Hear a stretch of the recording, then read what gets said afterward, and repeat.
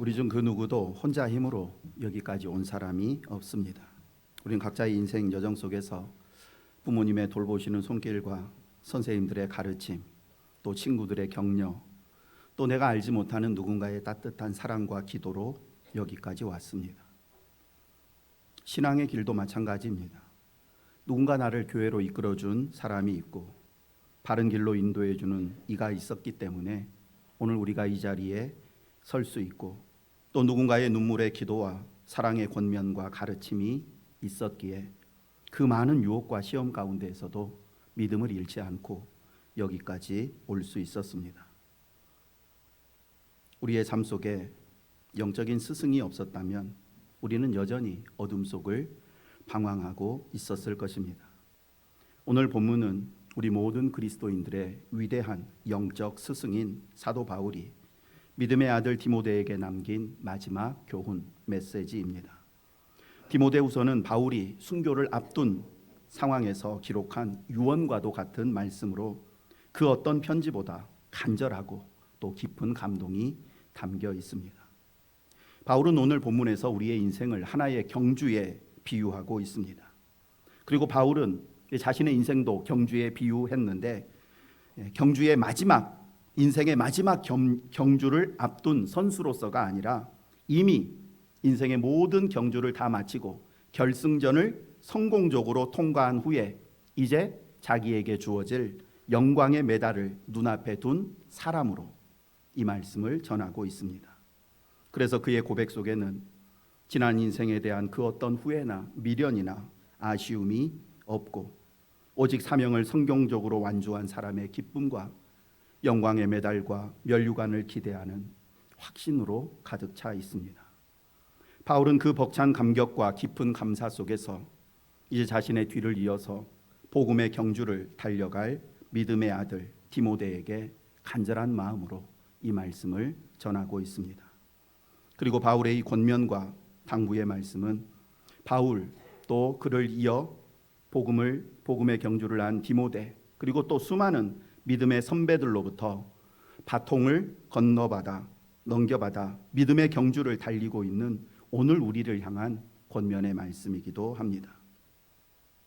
바울은 디모데에게 크게 5가지 권면을 남겼는데, 복음의 스승이신 바울 사도가 남긴 이 5가지 권면 하나씩 묵상하며 하나님의 음성을 듣는 시간을 갖도록 하겠습니다. 바울이 디모데에게 남긴 5가지 권면은 다음과 같습니다. 함께 읽어봅니다. 전파하라, 힘쓰라, 경책하라, 경계하라, 권하라. 다시 읽어보겠습니다. 전파하라, 힘쓰라, 경책하라, 경계하라, 권하라. 계속해서 이 말씀을 반복해서 드릴 겁니다. 바울은 이 5가지 권면이 단순한 조언이나 개인적인 당부가 아니라는 사실을 분명히 밝힙니다.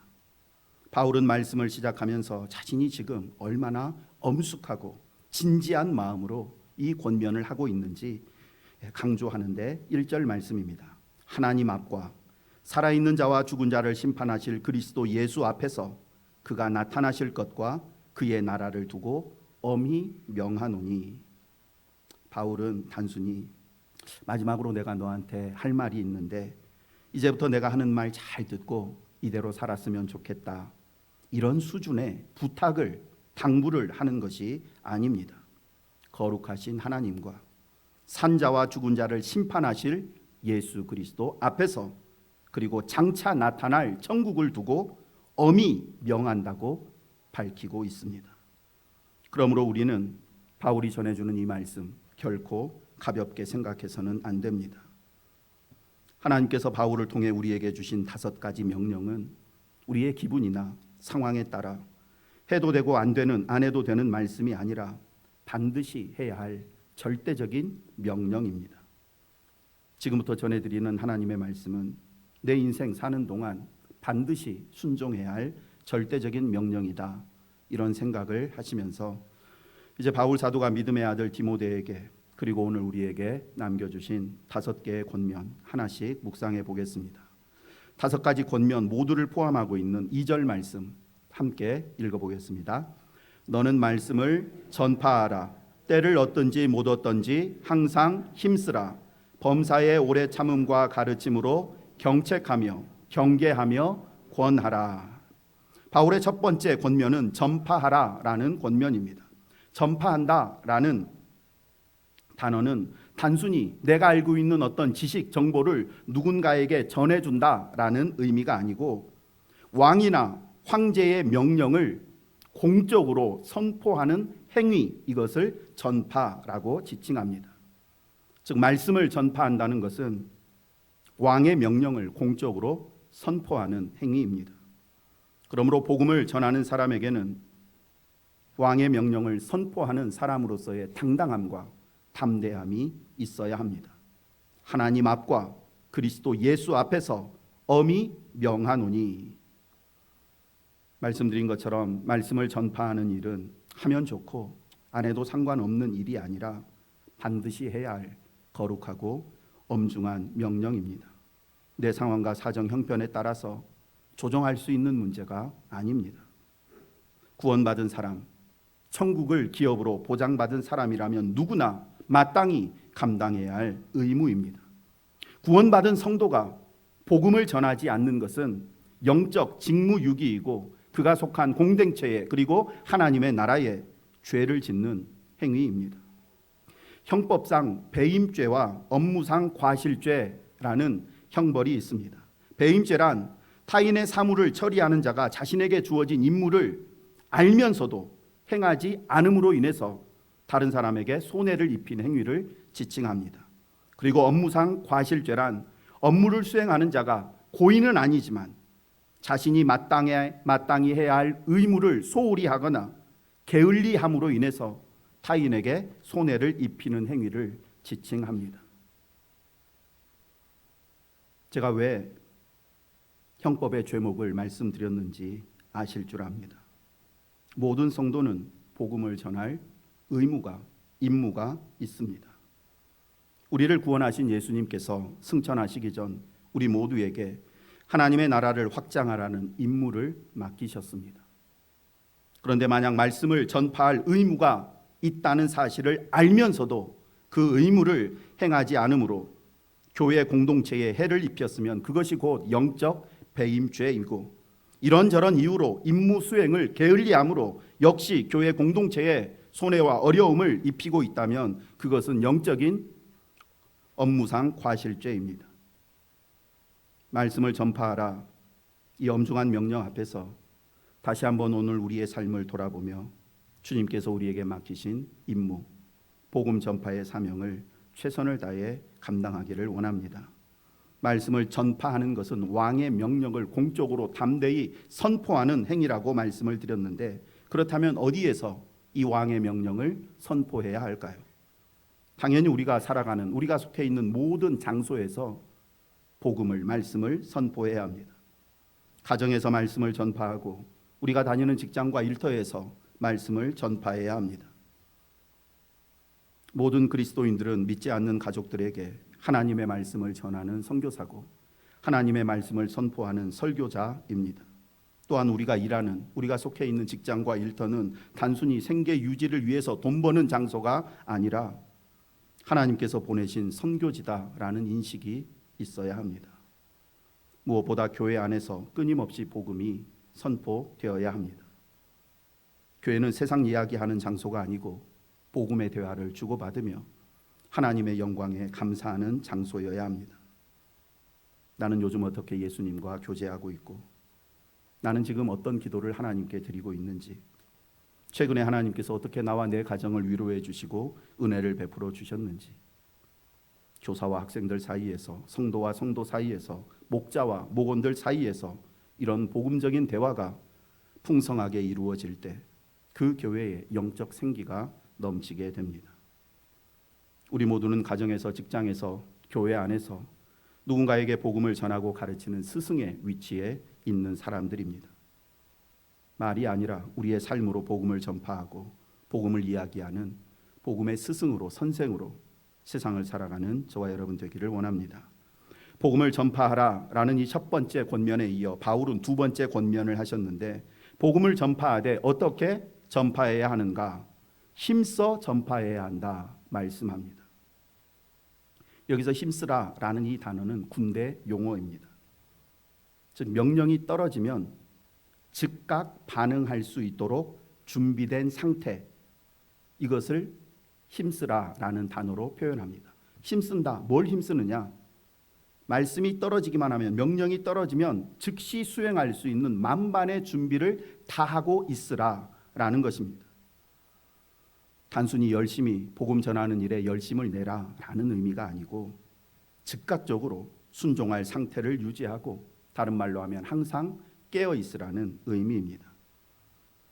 결국 말씀을 전파하는 일에 힘쓰라라는 권면은 말씀을 전파할 기회가 주어졌을 때 그 기회를 놓치지 않도록 평상시에 만반의 준비를 하고 있어야 한다는 의미입니다.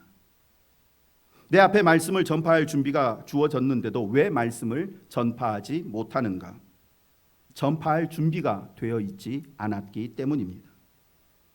평소 누구를 만나도 복음을 전할 수 있도록 다양하고 깊이 있는 말씀을 준비하고 간절히 기도하며 영혼을 사랑하는 마음이 뜨겁게 준비되어 있을 때 주어진 기회를 놓치지 않을 수 있습니다.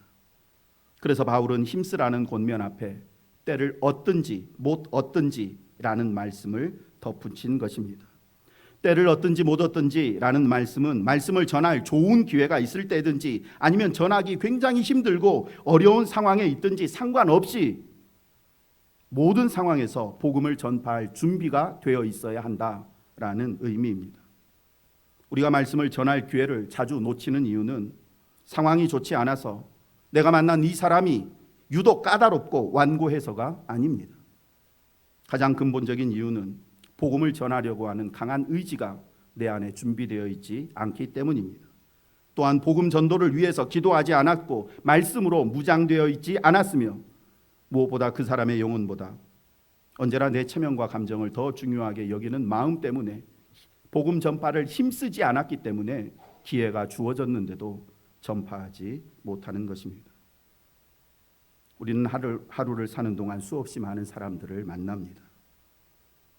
엘리베이터를 타면서 만난 피곤한 얼굴에 지쳐있는 이웃을 만나기도 하고, 평상시와 달리 자주 한숨을 내쉬는 직장 동료를 만나기도 하고, 어둡고 불안한 얼굴로 방문을 닫고 집안에만 있는 자녀들이나 가족들을 보기도 합니다. 그들의 표정, 눈빛, 그들이 건네는 작은 말, 행동 하나하나 속에 복음을 전할 기회가 담겨 있습니다. 이런 기회를 놓치지 않기를 원합니다. 그리고 복음 전파에 힘쓰라라는 말씀 속에는 우리의 삶 자체가 복음을 전하는 통로로 늘 준비되어 있어야 한다는 의미를 담고 있습니다. 복음을 전하는 사람으로 부름받은 우리의 삶은 항상 바르고 정직해야 합니다. 우리가 평소 사용하는 언어가 언제나 부드럽고 따뜻해야 합니다. 약속을 잘 지키고 잘 참아주고 겸손하고 사랑이 넘치는 모습을 보여야 합니다.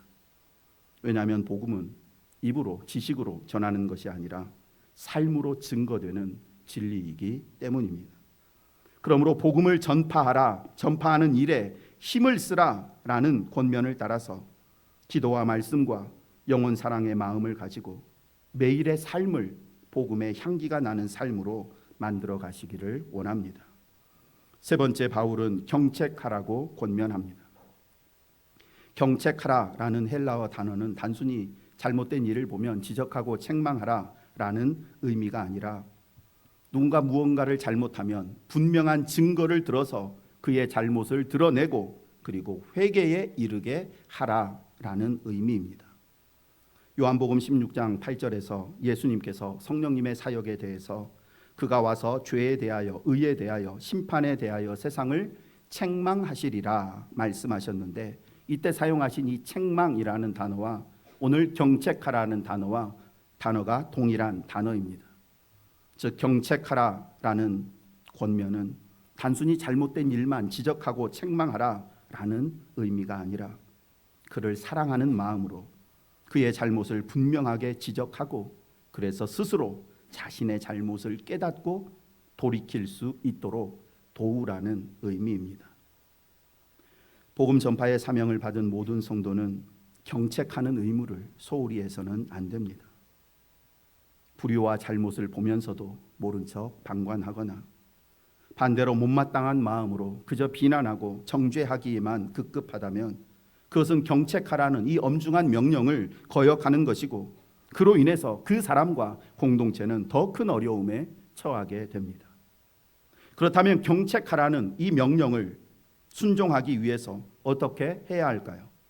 먼저 옳고 그름의 기준을 내 기분이나 감정 또 개인적인 유불리가 아닌 오직 하나님의 말씀에 두어야 합니다. 내가 불편하고 내 감정이 상해서 하는 말은 경책이 아니라 비난이며 화풀이에 불과합니다. 바울 사도는 분명하게 말씀했습니다. 오직 사랑 안에서 진리를 말하라. 경책이 효과를 발휘하려면 언제나 사랑 안에서 진리의 말씀을 따라 겸손하게 해야 합니다. 또한 경책은 타이밍도 중요합니다. 잠언 25장 11절 말씀입니다. 경우에 합당한 말은 아로새긴 은쟁반의 금사관이라. 하나님의 말씀에 근거를 둔 사랑의 경책이 때에 맞게 그 사람에게 전해질 때 그 경책은 그의 영혼을 깨우고 돌이키게 하는 은혜의 도구로 작용합니다. 건강하고 성숙한 신앙인이 되고 또 그런 교회가 되기 위해서 반드시 경책하라는 이 세 번째 권면이 우리 안에 자유롭게 또 자연스럽게 자리 잡아야 합니다. 침묵은 사랑이 아니고 영적인 무관심입니다. 관용은 방관은 관용이 아니고 영적인 책임 회피이고 또 그의 잘못에 동조하는 행위라고 할 수 있습니다. 사랑 안에서 오직 진리를 말하는 경책은 한 영혼과 공동체를 살리는 하나님께서 우리에게 주시는 생명의 도구입니다. 말씀 앞에 깨어있는 교회, 죄에 대해서 민감한 교회, 서로를 진실하게 사랑하는 교회, 그래서 이 경책하라는 권면이 자연스럽게 자리 잡은 그런 우리 교회가 되기를 원합니다. 네 번째 권면은 경계하라라는 권면입니다. 경계하라는 이 헬라어 단어는 엄하게 꾸짖고 단호하게 제지하고 금지시키라라는 의미를 담고 있습니다. 예수님께서 풍랑이는 바다를 잠잠케 하실 때 꾸짖으셨다, 바다와 바람을 꾸짖으셨다 이렇게 말씀하셨는데, 이 꾸짖으셨다는 단어가 경계하라는 단어입니다. 즉 경계한다라는 이 단어는 단순히 잘못된 사람 설득하고 타이르는 수준이 아니라 엄하게 꾸짖고 단호하게 제지해야 한다는 의미입니다. 반복되는 죄와 허물에 대해서 단호한 조치를 취해야 합니다. 왜냐하면 죄가 반복되면 그것이 우리에게 습관이 되어버리고 죄의 습관이 우리에게 배어버리면 우리의 삶은 결국 파멸에 이르게 되기 때문입니다. 그러니 누군가를 진심으로 사랑한다면 엄중하게 경고하고, 즉 경책하고 회개에 이르도록 돕고, 그래도 안 되면 강제로라도 금지, 경계시켜야 합니다. 예수님께서 성전에서 상인들을 내쫓으셨던 것처럼 하나님의 거룩함을 더럽히는 행동에는 거룩한 분노와 영적인 결단을 행해야 합니다. 사랑은 무조건 참아주는 것이 아닙니다. 참된 사랑은 사랑하는 이가 멸망의 길을 가지 않도록 진리를 말하고 또 말하고, 그래도 듣지 않으면 아픔을 감수하고서라도 중단시킬 수 있어야 합니다. 그로 인해 오해를 받고 관계가 깨질지라도 그의 영혼이 무너지지 않도록 붙잡아 주는 것, 이것이 참 사랑이며 경계하라는 권면에 순종하는 것입니다. 또한 예수님께서 피로 값주고 사신 교회의 질서와 거룩함을 지키기 위해서라도 이 경계는 반드시 필요합니다. 바울은 고린도 교회 성도들에게 간음한 자를 징계하라고 명령했습니다. 고린도전서 5장 5절 말씀입니다. 이런 자를 사탄에게 내주었으니 이는 육신은 멸하고 영은 주 예수의 날에 구원을 받게 하려 함이라. 너무나 무섭고 또 잔인한 말씀 같지만 거듭된 경책에도 회개하지 않는 사람에 대해서는 단호한 조치를 취해야 한다는 의미입니다. 사탄에게 내주어 육신은 멸하게 하라라는 이 말씀은 교회 공동체에서 쫓아내고, 그래서 그로 더 이상 다른 성도들의 기도의 도움을 받고 영적인 보호를 받지 못하게 함으로 마귀의 공격 아래에서 고통과 괴로움의 경험을 하게 하라는 의미입니다. 그렇게 교회에서 쫓겨나서 세상 속에서 온갖 고난과 괴로움을 겪다 보면 결국 자신 안에 있는 정욕과 죄의 습성을 보게 되고 그것이 꺾이는 것을 경험하게 되고, 그로 인해서 그의 영혼이 살아날 기회가 생기게 되기 때문입니다. 진정한 사랑은 죄를 허용하는 것이 아니라 죄를 멈추게 만드는 것입니다. 가정에서, 교회에서, 공동체 안에서 하나님의 뜻을 바로 세우는 이 경계자의 사명을 잘 감당하는 저와 여러분 되기를 원합니다. 바울은 디모데에게 마지막으로 권하라라고 권면합니다.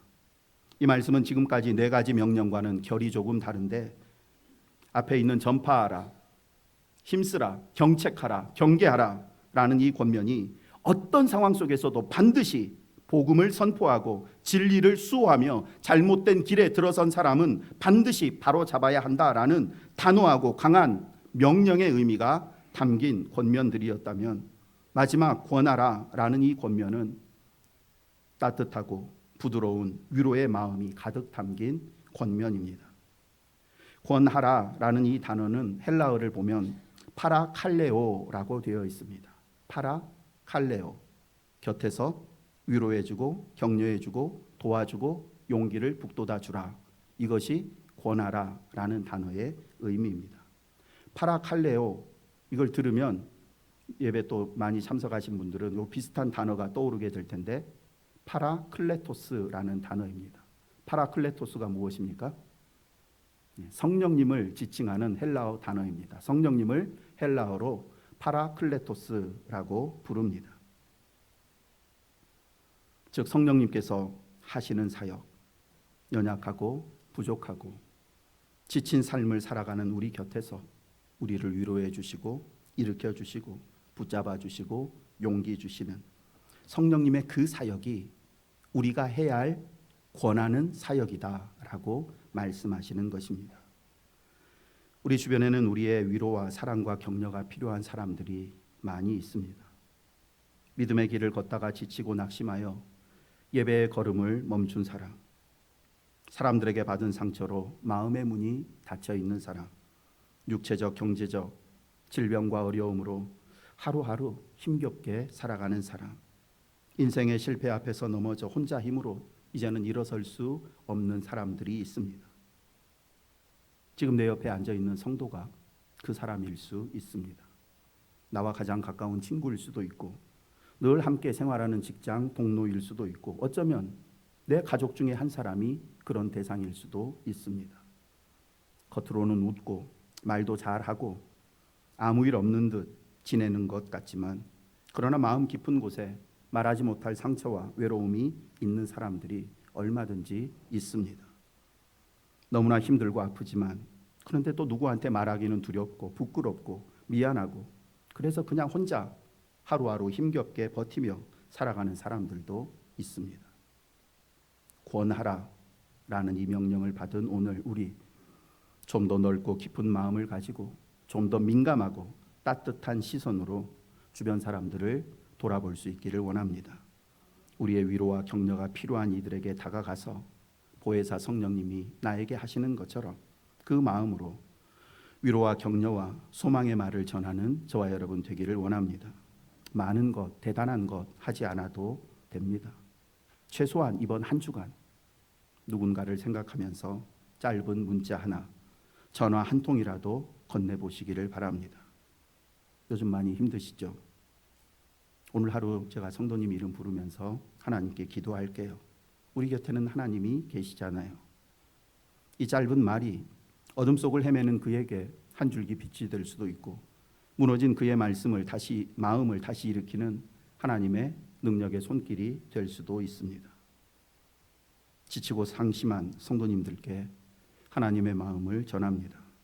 우리를 향한 하나님의 생각은 우리가 실패하고 재앙받고 고통 속에 망하는 것이 아니고 늘 평안하고 회복된 삶을 사는 것입니다.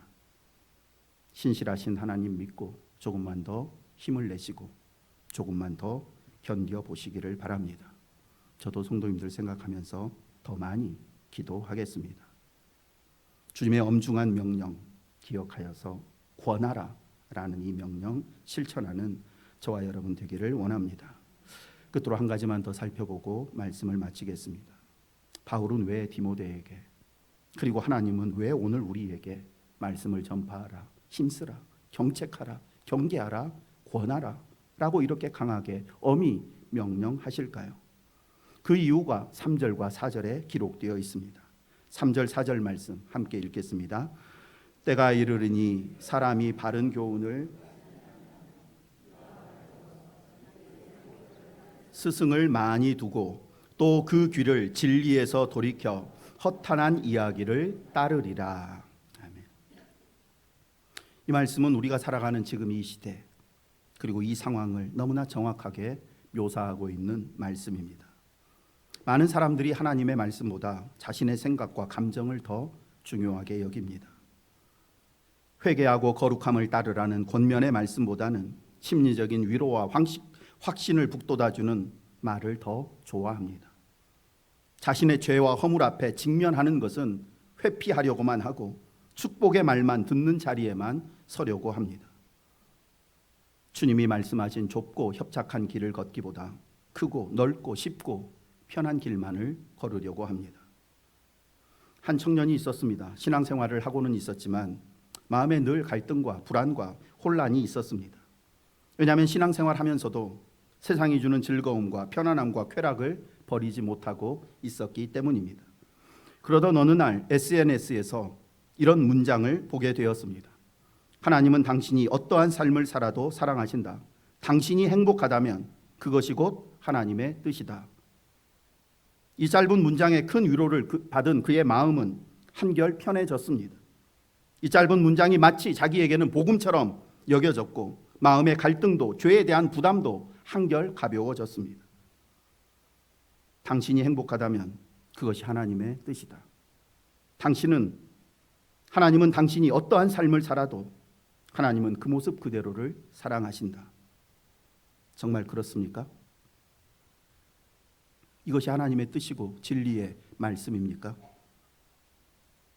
우리가 어떤 삶을 살아도 하나님은 그 삶 그대로를 사랑해 주시고 인정해 주십니까? 결코 그렇지 않습니다. 이런 말들이 바로 가려운 우리의 귀만을 긁어주는 거짓말, 비진리, 그리고 우리의 영혼을 죽이는 사망의 말들입니다. 이 청년은 자신이 듣고 싶었던 이런 말들의 위로를 받았고 결국 교회를 점점 더 멀리하게 되었습니다. 우리는 우리가 듣고 싶은 말이 아니라 들어야 할 말씀을 들어야 합니다. 오늘날 많은 사람들이 자신의 가려운 귀를 긁어주는 말, 자신의 마음을 즐겁게 해주는 말, 성공과 축복을 강조하는 말들만에 귀를 기울입니다. 그로 인해서 진리를 놓치게 되고 참된 평안과 생명의 길에서 멀어지는 것입니다. 우리는 다시 하나님의 말씀 앞에 서야 합니다. 하나님의 말씀이 진리가 아프고 불편하게 들릴 수 있습니다. 왜냐하면 하나님의 말씀이 내 생각과 내 욕망을 자꾸만 꺾으라고 말씀하기 때문입니다. 그러나 바로 그 말씀이 나를 살리고 변화시키고 내 삶에 참된 위로와 회복을 가져다 줍니다. 말씀을 마칩니다. 우리는 왜 말씀을, 진리를, 복음을 전파하고 힘쓰고 경책하고 경계하고 권해야 합니까? 사람들이 진리의 말씀들을 듣기 싫어하기 때문입니다. 점점 더 많은 사람들이 진리의 말씀을 거부하고 자신의 가려운 귀만 긁어주는 말만 찾고 있는 시대이기에 우리만이라도 하나님의 말씀에 귀를 기울이고 우리만이라도 하나님의 이 명령을 따라 복음의 진리만을 전파하고 힘쓰고 경책하고 경계하고 권하는 삶을 살아야 합니다. 하나님 앞에서 엄숙히 서약하는 시간을 갖겠습니다. 화면을 보면서 하나님, 제가 이렇게 살겠습니다. 결단하도록 하겠습니다. 함께 합니다. 왕의 명령을 전하는 자로서의 당당함과 담대함으로 진리의 말씀을 전파하며 살겠습니다. 말씀과 기도와 영혼 사랑의 마음으로 무장하고 바르고 정직한 삶을 삶으로 복음 전파에 힘쓰겠습니다. 잘못된 일을 보면 사랑으로 책망함으로 그가 회개하고 돌이키도록 경책하겠습니다. 경책해도 듣지 않으면 단호한 마음으로 제지하여 그의 영혼만이라도 구원 얻을 수 있도록 경계하겠습니다. 연약하고 부족한 내 곁에서 나를 위로해 주시고 격려해 주시며 붙잡아 주시는 보혜사 성령님처럼 지치고 낙심한 형제와 이웃을 권하는 삶을 살겠습니다. 아멘. 이제 이 서약을 붙잡고 하나님 앞에 결단의 기도 드리도록 하겠습니다. 하나님이 오늘 저에게 명령하신 이 5가지 명령, 하나님의 말씀을 전파하고 힘쓰고 경책하고 경계하고 권하라는 사명, 제 삶의 제1순위로 두고 순종하겠습니다. 그리고 더 이상 내 가려운 기만을 긁어주는 거짓 스승을 찾지 않게 해주시고, 또한 내가 다른 사람의 가려운 귀만 긁어주는 거짓말, 비진리를 전하는 거짓 스승이 되지 않게 하옵소서. 오직 내 영혼을 살리고 내 신앙을 바로 세우는 진리의 말씀만 듣게 하시고 진리의 말씀만 전하는 삶을 살게 하옵소서. 시간 결단하며 하나님 앞에 기도로 나아가겠습니다. 하나님 아버지, 저희들을 주의 전으로 불러주시고 하나님 찬양하며 하나님께 예배하며 또 하나님의 말씀을 들을 기회를 주셔서 감사합니다. 점점 진리가 사라지며 비진리가 판을 치는 이 시대 가운데 저희 교회만이라도, 저희 성도들만이라도 오직 진리의 말씀, 하나님의 말씀을 붙잡고 오늘 하나님이 우리에게 명하신 진리의 말씀을, 복음을, 생명의 말씀을 전파하고 힘쓰고 경책하고 경계하고 권하라는 말씀에 순종하는 삶을 살게 하여 주옵소서. 힘들고 어려워도 제가 주의 말씀을 그렇게 듣게 하시고 이렇게 저희들의 삶이 주님의 명령에 순종하는 삶이 되게 하여 주옵소서. 하나님의 말씀 앞에 언제나 겸손히 무릎 꿇어 아멘으로 받으며 우리를 경계하고 경책하며 권하는 주의 말씀들이 우리의 삶을 살리고 우리의 생명을 더욱더 생명과 평강과 자유의 자리로 인도하는 것 경험하게 하여 주옵소서. 다시 주님의 말씀 앞에 서게 하여 주시고 다시 기도의 자리, 다시 헌신과 봉사, 희생의 자리에서는 저희가 되게 하여 주셔서 이 마지막 때에 저희가 사람들에게 참된 생명의 복음을 전하는 그런 삶을 살게 하시고 저희 여수 신성교회가 하나님 앞에 그렇게 쓰임받는 교회가 되게 하여 주옵소서. 하나님, 사람의 기분을 좋게 하는 말이 아니라 저들의 영혼을 살리는 말을, 생명의 복음을 전하는 저희들의 삶이 되게 하여 주시고 오직 하나님의 영광을 위하여서 살아가는 저희 모두가 되게 하시고 또 제가 그렇게 주님의 말씀 온전히 정하는 주의 바른 종이 되게 하여 주옵소서. 예수님 이름으로 기도드립니다. 아멘. 하나님 아버지, 저희는 지금 사람들이 점점 바른 교훈을 싫어하고 오히려 거짓된 말에 귀를 기울이는 시대 속에서 살아가고 있습니다. 저희만큼은 귀가 가려운 자가 아니라 진리를 사모하는 귀를 가진 성도가 되게 하여 주옵소서. 저희 입술에서 항상 복음이 선포되게 하시고 어떤 상황 속에서도 말씀을 전할 준비가 되어 있게 하시며 비진리와 거짓을 분별하여 책망할 수 있는 분별력과 용기를 주시고 죄악된 것들을 단호히 끊어내므로 저희의 신앙과 교회를 거룩하게 지키게 하시고 무엇보다 무너지고 지치고 상처 입은 이들을 보혜사 성령님의 마음으로 품고 위로하고 일으키는 이 시대의 참된 스승의 삶을 살게 하여 주옵소서. 주변 사람들 그저 기쁘게 하는 사람이 아니라 오직 하나님을 기쁘시게 하는 사람, 사람들의 가려운 귀를 긁어주는 말이 아니라 그들의 영혼을 살리고 회복시키는 진리의 말씀만을 힘써 전하고 경책하고 경계하고 권하는 저희가 되게 하여 주옵소서. 예수님의 이름으로 기도드립니다. 아멘.